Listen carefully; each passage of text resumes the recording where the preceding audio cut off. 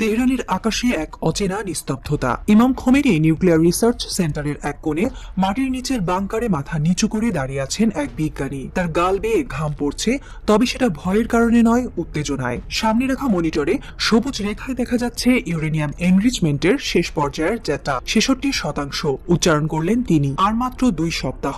2 সপ্তাহে সম্পূর্ণ হবে সেই প্রস্তুতি যার কথা তেহরান আর ওয়াশিংটনের মধ্যে চলমান কূটনৈতিক উত্তেজনার পেছনের মূল রহস্য। কিন্তু আজকের এই যাত্রা কি কেবল পারমাণবিক শক্তি, নাকি এক নতুন মধ্যপ্রাচ্য গঠনের নীল নকশা? দূরে কোথাও শোনা যাচ্ছে আজাদের মিনারে জাতীয় সঙ্গীতের মৃদু প্রতিধ্বনি, অথচ আকাশে কোনো বিমানের আওয়াজ নেই। রাস্তাঘাট নিস্তব্ধ, যেন এক অজানা অপেক্ষা তেহরানের শরীরে জমে উঠছে।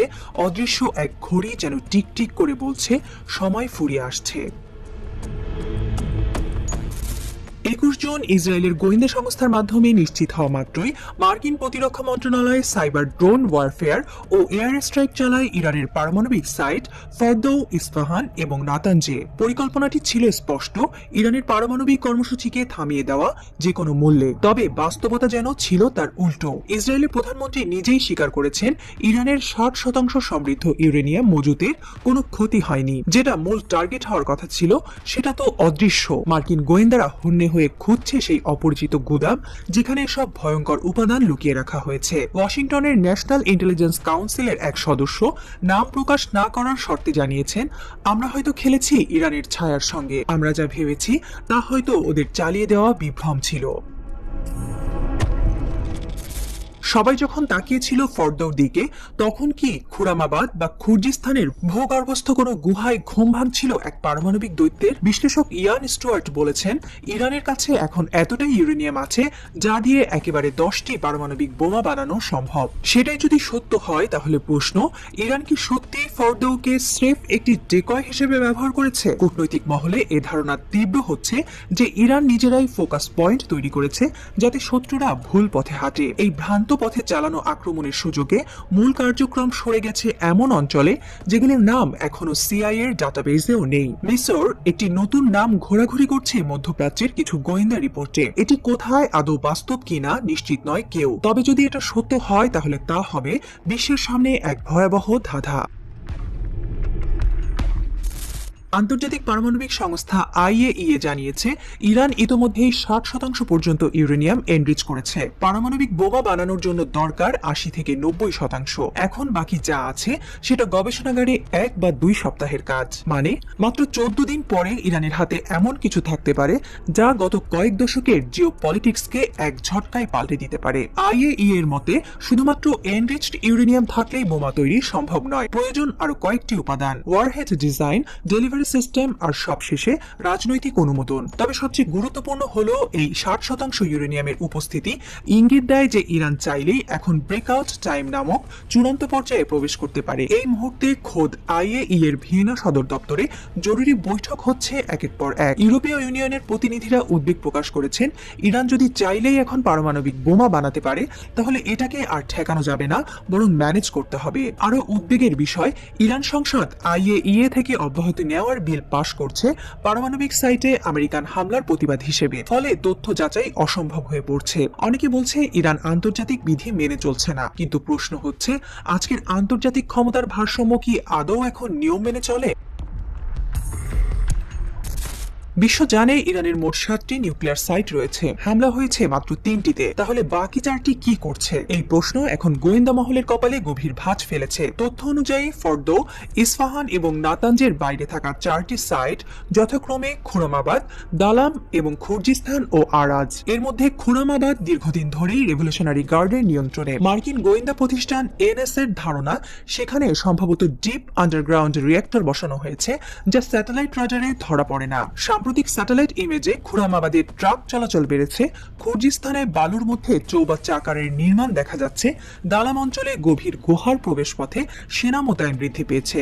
আর আরাজ, যেটি একসময় সামরিক বিমান ঘাঁটি ছিল, সেখানে এখন নতুন টানেল তৈরি হচ্ছে বলে মনে করা হচ্ছে। ইসরায়েলি সংবাদ মাধ্যমের দাবি, এই গুহাগুলোতে মোতায়েন আছে রিভার্স ক্যাপসুল ফ্যাসিলিটি, যেখানে ইউরেনিয়ামকে অবিশ্বাস্য গতিতে এনরিচ করা যায়। সিআইএ বলছে এই সাইটগুলো আসলে মোবাইল এনরিচমেন্ট ইউনিট ধারণ করে, করে যা স্থান পরিবর্তন করতে সক্ষম। এই 4টি সাইট শুধু বিকল্প নয়, বরং তারা মূল কারখানা হতে পারে। আর 3টি সাইটে আক্রমণ চালিয়ে আমেরিকা হয়তো কেবল রিহার্সাল দেখেছে, আসল নাটক এখনো শুরু হয়নি। বাকি 4টি সাইটে যদি সত্যি ওয়ারহেড নির্মাণ, মিসাইল ফিটিং ও ডেলিভারি সিস্টেম একত্রে প্রস্তুত হচ্ছে, তাহলে ইরান এখন আর প্রস্তুতির মধ্যে নেই, সে যুদ্ধের পূর্ব মুহূর্তে দাঁড়িয়ে।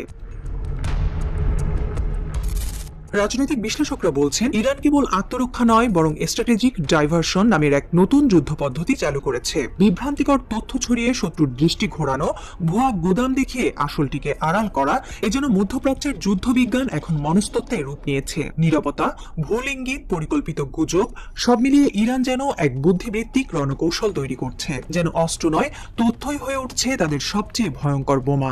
অনেকেই বলছেন ইরান আসলে এখনই পারমাণবিক বোমা বানাবে না, বরং তারা বোমা বানানোর সব উপাদান ও প্রক্রিয়া তৈরি করে রাখবে, যেন মাত্র কয়েকদিনের মধ্যে এটি কার্যকর করা যায়। ব্রেকআউট টাইম থাকবে সর্বোচ্চ 14 দিন। এই ভয়টাই যথেষ্ট একটি কূটনৈতিক শক্তি। এই সুইচ রেডি অবস্থায় আমেরিকা ইসরায়েলের ঘুম কেড়ে নিচ্ছে। এই স্ট্র্যাটেজি দিয়ে ইরান নিজেদের কেবল প্রতিরক্ষা জোনে রাখছে না, বরং পুরো মধ্যপ্রাচ্যের শক্তির ভারসাম্য বদলে দিচ্ছে। কারণ ভয় যদি অস্ত্র হয়, তাহলে সেই অস্ত্র এখন তাদের হাতেই।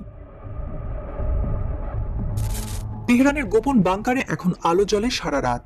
সুপ্রিম লিডার আয়াতুল্লাহ খামেনি, যার এক ইশারাতেই ইরান পারমাণবিক যুগে প্রবেশ করতে পারে, তিনি এই মুহূর্তে ইতিহাসের সামনে দাঁড়িয়ে আছেন। আমেরিকা হয়তো থেমে যাবে না, ইসরায়েল হয়তো আরেক দফা এয়ার স্ট্রাইক ছুড়বে, কিন্তু তাদের সকল পরিকল্পনার কেন্দ্রে এখন একটি ভয়, ইরান যদি ঠিক করে তাহলে মাত্র 2 সপ্তাহের মধ্যে মধ্যপ্রাচ্য হয়ে উঠবে এক নতুন শক্তি কেন্দ্র। পারমাণবিক এক ঘূর্ণিপাকে জড়িয়ে যাবে পুরো অঞ্চল। এখন প্রশ্ন, খামেনি কি সেই আদেশ দেবেন? এই প্রশ্নের উত্তর জানেন একমাত্র তিনি।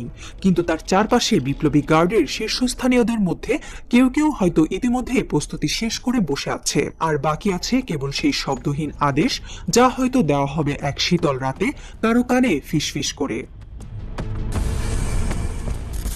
রাতে খোরামাবাদে এক তরুণ সৈনিক পাহারায় দাঁড়িয়ে, তার চোখে ক্লান্তি নেই, বরং আগুন। তার পেছনে গভীর বাংকারের ভেতরে কিছু চলছে, কেউ জানে না কি, কেউ জানতে চায় না কি। কিন্তু তেহরানের উত্তরাঞ্চলে সাদা পাথরে মোড়ানো আন্ডারগ্রাউন্ডের এক প্রাচীন ভবনের ভেতর আছেন 87 বছর বয়সী এক নেতা, আয়াতুল্লাহ আল খামেনি। তার চোখে ক্লান্তির ছায়া নেই, তার কণ্ঠে নেই সময়ের ভার। এই বৃদ্ধ নেতা জানেন তিনি আর হারানোর কিছুই রাখেননি। তার চোখে আজ যে দৃষ্টি, তা কেবল একজন বিপ্লবীর নয়, একজন পথ প্রদর্শকের। তিনি চুপচাপ দাঁড়িয়ে আছেন, পাশে রাখা কোরআন খুলে রয়েছে সূরা আনফালের 60 নম্বর আয়াতে। তোমরা তাদের বিরুদ্ধে প্রস্তুত রেখো যতটুকু শক্তি সম্ভব, যাতে তা দিয়ে আল্লাহর শত্রু এবং তোমাদের শত্রুদের ভয় ভীতিতে রাখতে পারো। সাম্প্রতিকে বারবার এই আয়াত উচ্চারণ করে এই বৃদ্ধ জানিয়ে দিয়েছেন, প্রতিরক্ষায় নয়, প্রতিশোধ হবে ইমানের অঙ্গ। তিনি যখন মধ্যপ্রাচ্যে আমেরিকার সামরিক ঘাঁটি কাতারের আল উদেইদ ঘাঁটিতে ক্ষেপণাস্ত্র হামলার অনুমোদন দিলেন, সেটি ছিল শুধুই প্রতিক্রিয়া নয়, ছিল নীতিগত ঘোষণা। ইরানের নিউক্লিয়ার সাইটে মার্কিন ও ইসরায়েলি হামলার প্রতিশোধে